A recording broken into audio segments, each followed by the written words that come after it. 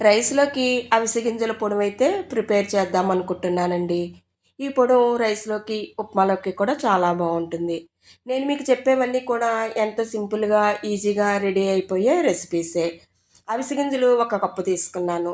ఏ కప్పుతో అయితే అవిసె గింజలు తీసుకున్నానో, అదే కప్పుతో ఒక కప్పు కరివేపాకు, ఒక కప్పు నువ్వుపప్పు తీసుకున్నాను. రుచికి సరిపడా కొద్దిగా జీలకర్ర, మనం తినే కారాన్ని బట్టి ఎండుమిర్చి.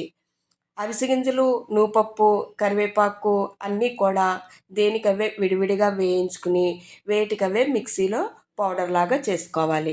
ఫైనల్‌గా ఈ 3 పొడాలు కలుపుకొని, కొద్దిగా సాల్ట్ వేసుకొని, మరోసారి మిక్సీలో వేసుకోవాలి. అంతేనండి. ఎంతో ఈజీగా, క్విక్‌గా రెడీ అయిపోతుంది అవిసె గింజల పొడం. ఈ పొడం చాలా టేస్టీగా ఉంటుంది. మన ఆరోగ్యానికి కూడా ఎంతో మేలు చేస్తుందండి. మలబద్ధకాన్ని, డయాబెటిస్‌ని నిరోధిస్తుంది. అధిక కొలెస్ట్రాల్‌ని తగ్గిస్తుంది. గుండె సమస్యలు రాకుండా చేస్తుంది.